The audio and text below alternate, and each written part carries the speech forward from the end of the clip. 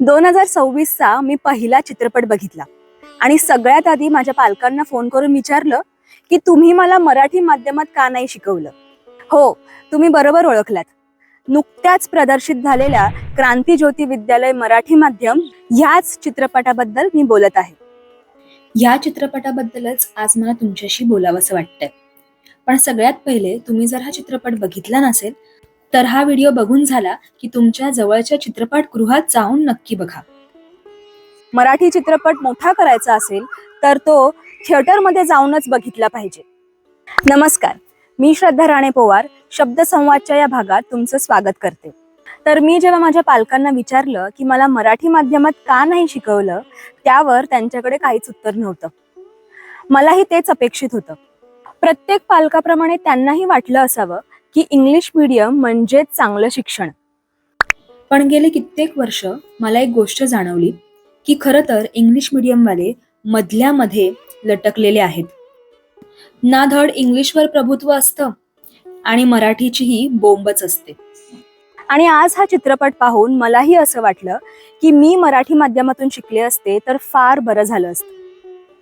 English नंतरही शिकले असते आणि नसते शिकले तरी काय फरक पडणार होता. निदान मला माझी मातृभाषा तरी पूर्णपणे आली असती. शब्दसंवाद चालू करण्यामागचा हेतू सुद्धा तोच होता की मला माझी मातृभाषा किती येते हे तपासून पाहायचं होतं. आणि लगेचच प्रत्यय आला. प्रत्येक वाक्यात इंग्लिश शब्द यायचाच आणि बरेच शब्द मला आठवायला लागायचे. आता मातृभाषेतले शब्द आठवायला लागणं याहून मोठं दुःख काहीच नाही. सगळ्यात जास्त एका गोष्टीचं वाईट वाटतं की जागतिक भाषा बोलता बोलता आपण कुठेतरी आपल्या मातृभाषेला कमी लेखलं आहे की काय. क्रांतीज्योती विद्यालय मराठी माध्यम पिक्चर बघताना मला एक जाणवलं की ह्या चित्रपटातले सगळे ऍक्टर्स हे सुद्धा, आता मी ऍक्टर्स बोलते, अभिनेते अभिनेत्री, सगळी मंडळी सुद्धा मराठी माध्यमातूनच शिकलेली आहेत. त्यांचं कुठे काय अडलं. प्रत्येक जण आपापल्या क्षेत्रात खूप सुंदर काम करत आहे आणि ही सगळी मंडळी उत्तम इंग्लिश सुद्धा बोलतात बरं का. कारण माहितीये का, कारण त्यांचा पाया मजबूत आहे. मराठी साहित्य आभाळा एवढं आहे. ते वाचूनच ही सगळी मंडळी त्यांच्या त्यांच्या करिअरमध्ये अद्भुत काम करत आहेत. फुल ना फुलाची पाकळी म्हणून मी मराठी चित्रपटगृहात जाऊनच बघते. प्रत्येक वेळी शक्यच होतं असं नाही, पण बहुतांश वेळी मी प्रयत्न करतेच. कारण आपणच आपल्या मराठी चित्रपटाला प्रोत्साहन नाही दिलं तर कोण देणार. म्हणूनच मी व्हिडिओच्या सुरुवातीलाच तुम्हाला म्हणाले आहे की क्रांतीज्योती विद्यालय मराठी माध्यम हा चित्रपटगृहात जाऊनच बघा. हेमंत ढोमे आणि त्यांच्या टीमनी जो मुद्दा मांडायचा प्रयत्न केला आहे तो समजून घेण्याचा प्रयत्न करा.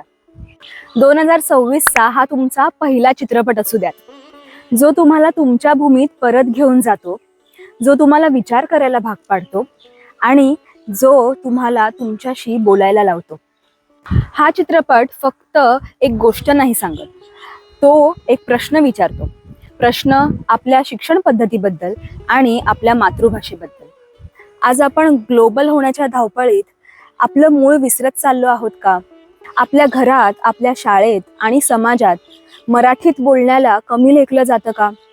क्रांतीज्योती विद्यालय मराठी माध्यम बघितल्यानंतर मला एक गोष्ट नक्की कळली. मराठी माध्यम म्हणजे कमी नाही, ते तर अधिक मजबूत आहे. ज्या भाषेत तुम्ही विचार करता, ज्या भाषेत तुम्ही स्वप्न बघता, ती भाषा जर मजबूत असेल तर कोणतीही भाषा शिकता येते. हा सिनेमा शिक्षणावर बोलतोच, पण त्याहून जास्त तो आत्मभानावर बोलतो. मी कोण आहे, मी कुठून आलो, मी काय आहे. आणि म्हणूनच मी परत एकदा सांगते की हा चित्रपट सिनेमागृहात जाऊन नक्की बघा. तुमच्या पालकांना, मित्रांना, शिक्षकांना बघायला सांगा. आणि बघून आल्यावर नुसतं रिव्ह्यू नका देऊ, पण थोडा विचार करा. स्वतःशीच थोडा संवाद साधा. कारण चित्रपट बघून आल्यावर कदाचित तुम्हीच स्वतःला विचाराल की मी माझ्या भाषेशी, माझ्या शिक्षणाशी आणि माझ्या मुळाशी प्रामाणिक आहे का. तुम्हाला हा व्हिडिओ जर थोडा सुद्धा स्पर्शून गेला असेल ना, तर चित्रपटगृहात हा पिक्चर नक्की बघा. आणि आजचा व्हिडिओ जर तुम्हाला आवडला असेल तर या व्हिडिओला लाईक करा आणि आपल्या शब्दसंवाद या चॅनलला सबस्क्राईब करायला विसरू नका. चला भेटूया पुढच्या व्हिडिओमध्ये अजून एका नवीन विषयासोबत. आजचा व्हिडिओ पूर्ण बघितल्याबद्दल तुमचे खूप खूप धन्यवाद.